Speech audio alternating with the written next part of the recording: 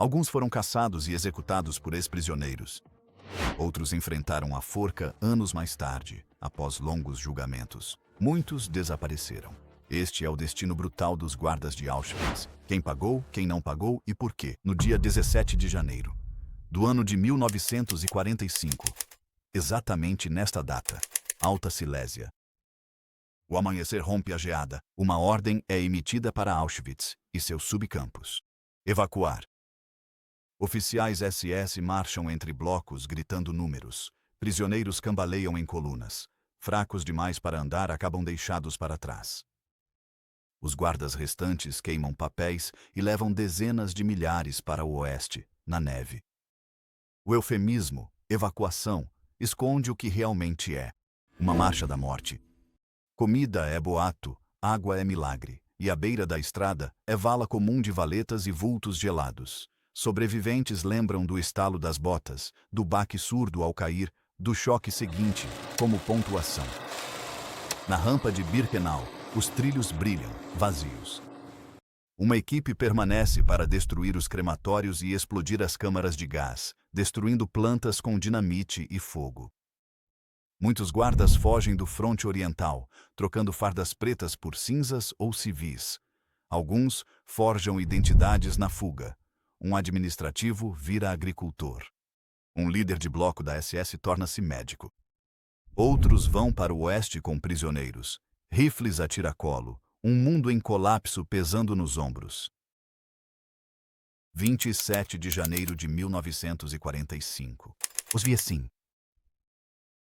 Soldados do 6º Exército Soviético entram.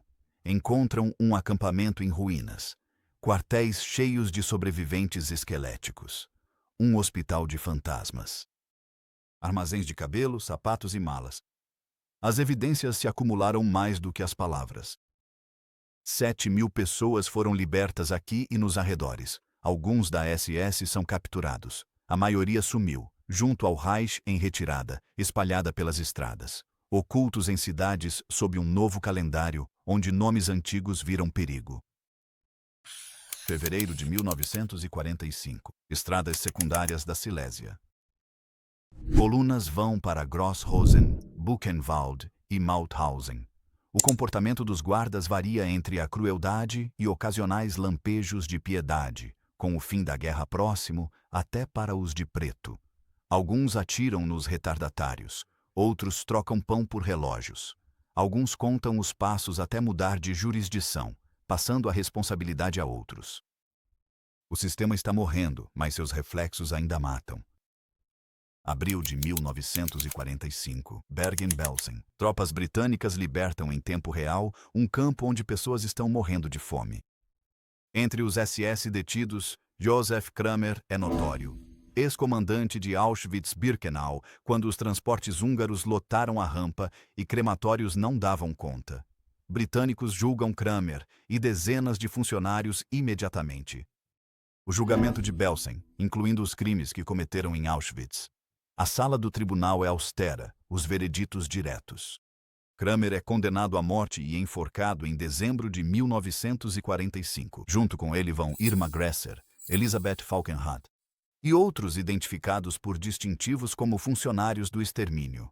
Para alguns guardas, o fim chega rápido, no pátio de uma prisão britânica atrás de muros de tijolos. Mas Auschwitz, sim, reside dentro de uma realidade diferente do pós-guerra. Os soviéticos colhem depoimentos e seguem em direção a Berlim. Investigadores poloneses chegam determinados a ir até o fundo da questão. Eles traçam as ruínas das câmaras explodidas, mapeiam as fundações dos crematórios, leem registros e registram o testemunho dos sobreviventes com uma precisão nascida do luto nacional. Eles começam a reunir nomes: comandantes, chefes de bloco, supervisoras, médicos, escriturários, adestradores de cães. O inventário humano da máquina. O caso que se forma não é contra um regime de forma abstrata, mas contra pessoas que transformaram a política em prática. Alguns já estão bem longe. Um nome se torna uma ausência sussurrada. Josef Mengele, o médico do Zigeuner Lager e da rampa de seleção, saiu a meio de janeiro com pastas de anotações, entrou para a Wehrmacht como oficial médico e, em 1949, já estava em um navio rumo à América do Sul, sob um nome falso. Seu rastro passará por Argentina, Paraguai e Brasil. Ele se afogará em uma praia em 1979, enterrado como Wolfgang Gerhard. Nenhum juiz irá interrogá-lo, nenhum contra-interrogatório fixará suas palavras no registro. Para muitos sobreviventes, a fuga de Mengele é uma ferida que nunca cicatrizou, uma prova cruel de que o tempo pode limpar a ficha dos piores entre nós. Nem todos escapam da rede. 11 de março de 1946, norte da Alemanha. Soldados britânicos tiram um homem de um celeiro perto de Flensburg. Ele é calado, compacto e usa o nome Franz Lang. As impressões digitais revelam Rudolf Höss, o comandante de Auschwitz que mais tempo permaneceu no cargo. Em Nuremberg, ele faz uma confissão de contador, números de transportes, capacidades das câmaras, a eficiência mortal do Zyklon B. Polônia. Exige extradição. Em 1947, um tribunal de Varsóvia o declara culpado. Ele escreve um último memorial na prisão e, em 16 de abril, é enforcado em Auschwitz, próximo ao crematório, cujas operações ele havia otimizado como um gerente de fábrica, orgulhoso do rendimento. A corda não é vingança. É a resposta do Estado para alguém que entendeu o assassinato em massa como um problema gerencial e o resolveu. Enquanto isso, a administração do mapa da Europa do pós-guerra se endurece. Auschwitz está situada em uma Polônia reconstruída sob um céu soviético. As zonas americana e britânica da Alemanha abrigam milhares de prisioneiros da SS e milhões de pessoas deslocadas. A Polônia pede extradições, nomes ligados à guarnição de Auschwitz. Nos anos seguintes, centenas são enviadas para o leste. Alguns retornam para encontrar um tribunal onde suas vítimas testemunharão em sua língua nativa. Outros desaparecem dentro da névoa da desnazificação, da caridade das pequenas cidades e da pressa do mundo em reconstruir. Maio de 1945. Fronteira da Dinamarca. Uma coluna de homens da SS em ordem desordenada tenta se render aos britânicos. Um oficial pergunta a ocupação. Uma dúzia responde, contador. Outro, guarda. Outro, motorista. Os papéis são frágeis. Memórias ainda mais frágeis. A guerra termina não com um estrondo, mas com burocracia. O destino de muitos guardas de Auschwitz será decidido longe das batalhas, em mesas onde biografias viram escudos e onde interrogadores sobrecarregados, ante milhões de casos, fazem triagem. Baixo risco, sem provas, liberação. O rio da impunidade começa aqui, e ainda assim há também uma corrente diferente. Sobreviventes poloneses, húngaros, tchecos, ciganos, franceses, gregos, começam a testemunhar para comissões, para o Instituto Histórico Judaico e para promotores que precisam de nomes, datas e rostos. Eles se lembram de uma mulher com um chicote, de um homem com uma cicatriz e de um médico que assobiava enquanto apontava para a esquerda e para a direita. Isso não é fofoca. É um livro-razão. Isso alimentará as acusações em Cracóvia, em 1947, e quase 2 décadas depois, em Frankfurt, de 1963 a 1965. Uma Alemanha diferente aprenderá a pronunciar a palavra Auschwitz, não como um crime distante, mas como um endereço local. Novembro de 1947, Cracóvia, Supremo Tribunal Nacional. Uma câmara com teto alto, bancos de madeira, uma tênue luz de inverno. 40 réus comparecem. Homens na faixa dos 30 e 40 anos. Algumas mulheres de casaco abotoado, na garganta. A acusação parece um mapa do terror. O muro negro no pátio principal do campo, as celas do porão do bloco 11, o campo feminino em Birkenau, o campo familiar cigano liquidado no verão de 1944. Trechos da música que se moviam na rampa com a precisão de um metrônomo. A promotoria convoca testemunhas cujas memórias estiveram reprimidas por anos. Elas as desenrolam com a clareza de quem sabe que os detalhes são uma forma de justiça. Quem está no banco dos réus? Arthur Lieber-Henschel, comandante após Höss no final de 1943 a 44, o administrador dos administradores. Mais gentil no estilo, mortal nas consequências. Maximilian Grabner, chefe da Gestapo do campo, que transformava suspeitas em listas de execução.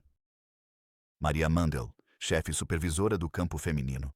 Um nome que os sobreviventes sussurram, com uma mistura de medo e desprezo preciso. Sua assinatura, dizem, era uma sentença.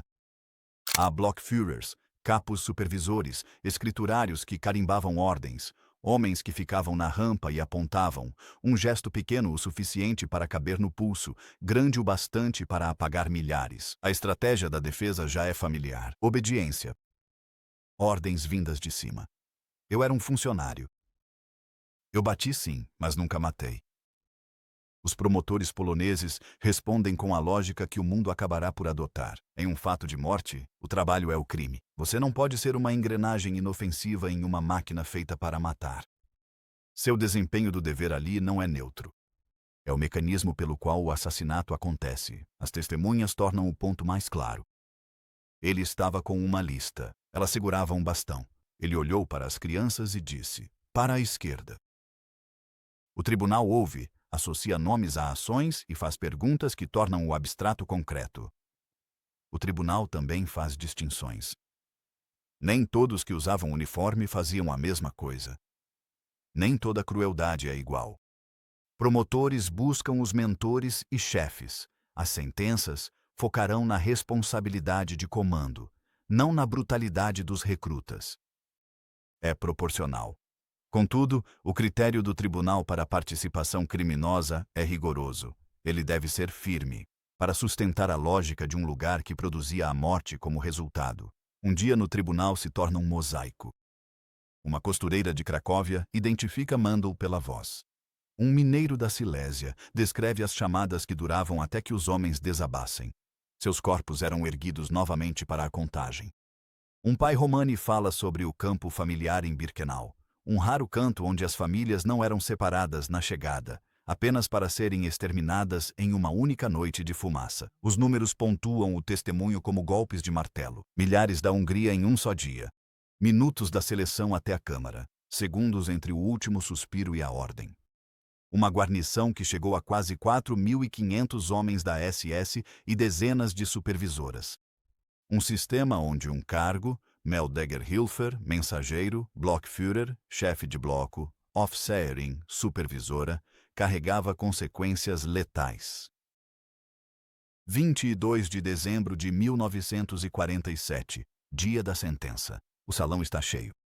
Do lado de fora, o inverno de Cracóvia pressiona contra as janelas. O tribunal pronuncia 23 sentenças de morte, 17 penas de prisão, variando de 3 anos à prisão perpétua, e uma absolvição. Isso choca a sala e será discutido por décadas. Dr. Hans Munch, um médico da SS, é inocentado após vários sobreviventes.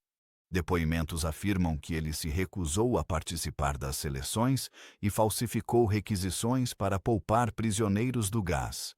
O tribunal não o elogia, mas não o condena por assassinato porque, segundo testemunhas, ele recusou repetidamente o programa.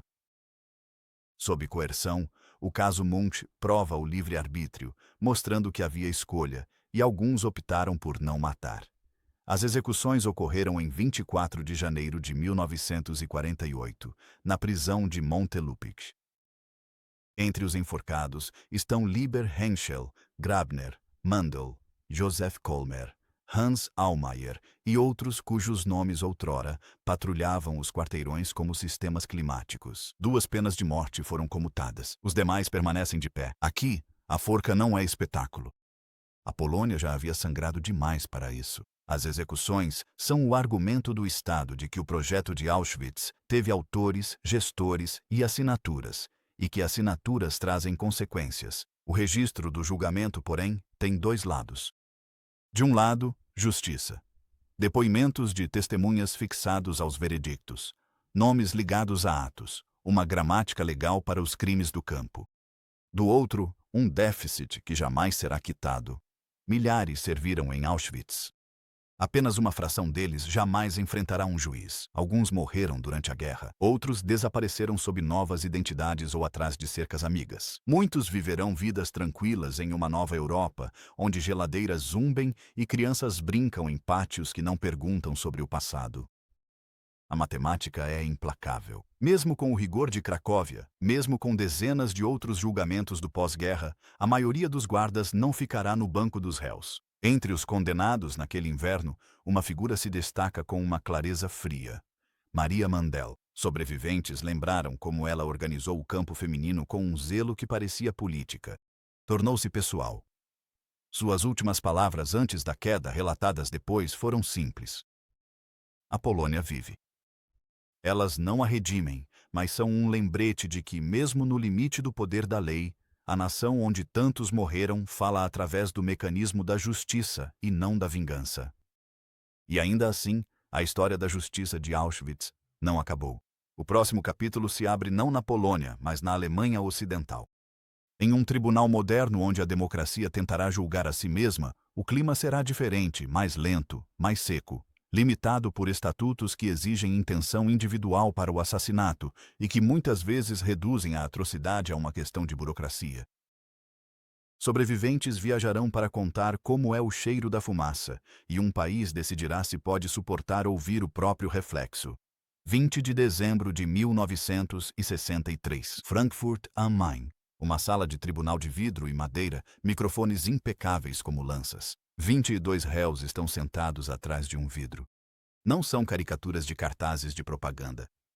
São de meia-idade, alguns com papada, outros com a postura de homens que passaram anos sentados em mesas de escritório. Os juízes são alemães.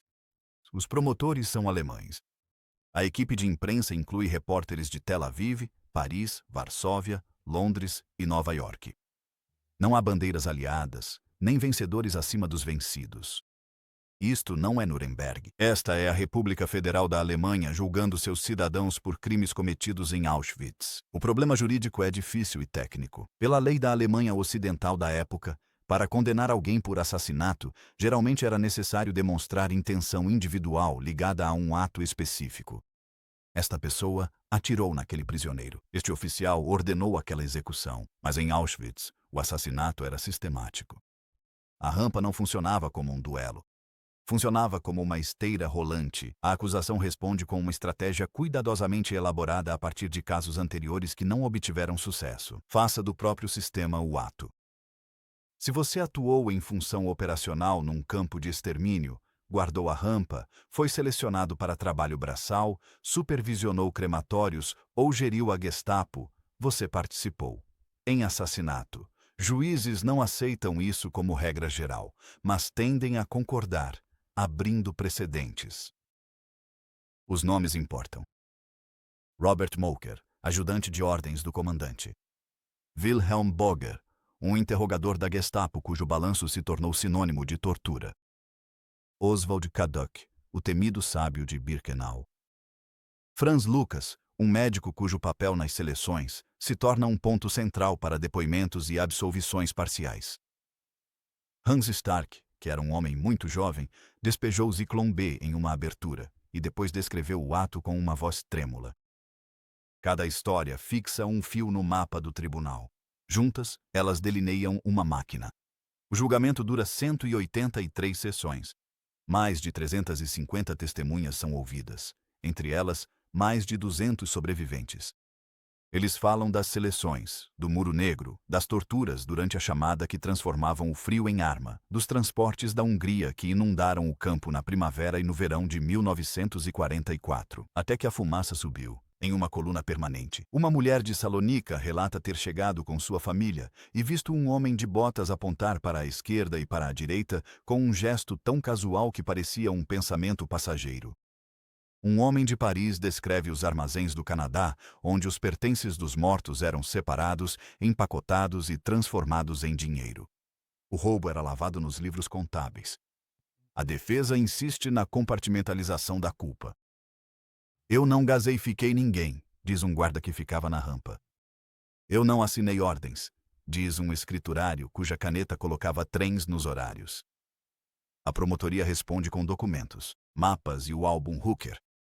Fotografias de funcionários da SS em um resort próximo, sorrindo entre mirtilos e música de acordeão, enquanto além das árvores, cinzas caíam como neve cinzenta. A banalidade e a proximidade colapsam a distância do tribunal. rostos comuns em um campo ensolarado, chaminés fumegando no quadro ao lado. Quase se pode ouvir a nação engolir em seco. Agosto de 1965. Sentenças. 6 réus recebem prisão perpétua. 10 recebem penas menores de alguns anos a mais de uma década. 3 são absolvidos. A reação do público é mista. Crença de que houve um acerto de contas. Revolta pelo fato de que alguns homens que empurraram famílias para a câmara de gás são chamados apenas de cúmplices de assassinato e estarão livres em poucos anos. Sobreviventes dizem de diferentes formas que o que importava mais do que os anos eram as próprias sentenças. O fato da culpa ser pronunciado em alemão, em solo alemão, com estudantes alemães sentados na galeria. O julgamento cria um registro. Nomes transformados em fatos sob interrogatório. Mapas aceitos como provas, depoimentos prestados sob juramento. Esse registro se tornará uma armadura contra a negação e uma fonte para futuros promotores. Mas os limites da lei são evidentes. Um homem que puxou o gatilho pode ser rotulado como assassino e receber prisão perpétua. Um homem que direcionou colunas na rampa para uma morte anunciada pode ser visto como cúmplice e receber 8 anos. A diferença repousa em doutrinas de intenção criadas para homicídios comuns. Auschwitz não foi algo comum. O tribunal tenta esticar a lei sem quebrá-la. Em parte consegue. Em parte falha. E então o mundo segue em frente. Para muros, mísseis, choques do petróleo. A memória não segue em frente. Nas décadas de 2000 e 2010, um novo consenso jurídico surge na Alemanha, influenciado por um caso marcante envolvendo um guarda de campo de extermínio. O serviço na operação de um centro de extermínio é suficiente para condenar como cúmplice de assassinato. Essa doutrina levará Oskar Groening, o contador de Auschwitz, e Reinhold Hanning, um ex-guarda da rampa, aos tribunais, onde as câmeras captarão um homem idoso dizendo simplesmente: "Estou envergonhado." A questão não é a célula, a questão é a sentença civil que perdura após a morte do réu. Abril de 2015, Lüneburg. Um homem franzino, com o cabelo bem penteado e óculos discretos, senta-se à mesa do réu. Oskar Groening, de 93 anos, que já foi um oficial de baixa patente da SS na rampa, cuja função era contar e contabilizar o dinheiro roubado, registrar a bagagem e encaminhar objetos de valor para Berlim. Durante décadas, insistiu ser contador, testemunha do horror. A nova doutrina jurídica, baseada em precedentes, diz o contrário. Se você trabalhou em um campo de extermínio, colaborou com o assassinato. Groening responde por cumplicidade em 300.000 mortes, estimadas enquanto servia em Birkenau, em 1944. Ele faz algo incomum para um ex-SS em tribunal. Admite culpa moral. Compartilho moralmente da culpa. Lembra de ouvir um bebê chorar na plataforma e ver um guarda abafar o choro com a bota. Ele diz que tentou ser transferido depois disso, que não suportava ver aquela cena. Testemunhas, sobreviventes agora com 80 e 90 anos, contam ao tribunal. Funcionários como Groening faziam a rampa funcionar, tornavam as confiscações eficientes, transformavam o roubo dos mortos em papelada que enriquecia o Reich. Os juízes o consideram culpado e o condenam a 4 anos. Recursos e avaliações de saúde fazem com que ele nunca cumpra um dia sequer na prisão. Ele morre em 2018. Para alguns, isso parece um segundo fracasso. Para outros, o próprio veredito Alemanha, 2015 culpado, é o que importa. Fevereiro a junho de 2016. Mofo da dívida. Reinhold Hanning ouve em silêncio sobreviventes relatando o verão de 44. Ele era um guarda na rampa. Ele diz: "Pessoas foram baleadas, gaseadas e queimadas. Eu podia sentir o cheiro dos corpos queimando. Tenho vergonha." O tribunal o condena por 170.000 acusações de cúmplice de assassinato e o sentencia a 5 anos. Ele morre durante o recurso. A sentença se dissolve na longa aritmética do tempo, mas o registro permanece. Um tribunal alemão decidiu que um guarda que ficou no ponto de entrada da morte é criminalmente responsável pelas mortes que se seguiram. Outros casos tardios surgem e desaparecem. Réus eram inaptos para julgamento. Casos foram arquivados processualmente. No entanto, o ponto firmou-se em uma década. O sistema de justiça, lento, alcançou a verdade legal que sobreviventes carregam desde 45. Que a escrivaninha, o portão, a rampa eram partes de uma única arma. Esses julgamentos são humanamente duros. Os réus chegam com bengalas e aparelhos auditivos. Sobreviventes seguram garrafas de água e anotações escritas com uma mão que treme menos pela idade do que pelo retorno de antigos ambientes. Promotores trazem mapas de Birkenau, diagramas dos crematórios 2 e 3 e listas de transporte anotadas com a eficiência que alimentou o assassinato. Citam listas do Museu de Auschwitz. 700 membros da SS em 1941, subindo para aproximadamente 3.300 em meados de 1944, com mulheres supervisoras no campo feminino, Aufseherinnen, e subcampos. Diante desses números, apenas uma pequena porcentagem do pessoal do campo chegou a enfrentar um tribunal. O alcance da lei era real, mas também era parcial. E quanto às mulheres? Julgamentos recentes confirmam o que tribunais anteriores registraram. Irma Grese, guarda em Ravensbrück, Auschwitz e depois em Belsen, foi julgada pelos britânicos e enforcada em 45, aos 22 anos. Assim como Elisabeth Volkenrath. Em Cracóvia, Maria Mandel, chefe do campo feminino, foi executada em 1948. Os sobreviventes lembravam-se das guardas porque o campo feminino era um mundo fechado, mais aterrorizante, onde o humor de uma supervisora se tornava a política do dia. A questão não é destacar o gênero. Visa marcar a participação sistêmica de homens e mulheres na gestão de Auschwitz como uma máquina que reduziu comunidades a cinzas e registros. Uma ausência central assombra os casos mais recentes. Mengele. O médico na rampa que escolhia com um dedo, seu voo no pós-guerra e sua morte em 1979 deixaram milhares sem a visão de que precisavam, a visão dele respondendo a perguntas. Nos tribunais onde funcionários e guardas diziam, eu era pequena. Às vezes, os sobreviventes olhavam para o réu e pensavam no homem que não estava ali. A justiça não é aritmética, mas a ausência de um desequilibra toda a equação posterior. E ainda assim, algo se torna mais claro nestes anos finais. A geometria moral de um campo de extermínio não pode ser traçada com a linha reta de um homicídio comum. A culpa não é um ponto único, é uma teia.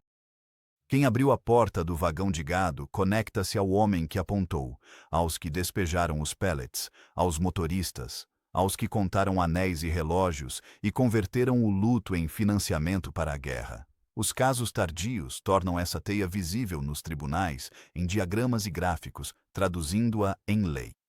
Participação equivale à culpabilidade. Alguns perguntam, qual o sentido de condenar um homem de 94 anos? A resposta, dada por muitos sobreviventes, é desarmadoramente simples. Nomear a sentença de um juiz torna-se uma linha que sobrevive tanto ao réu quanto à testemunha.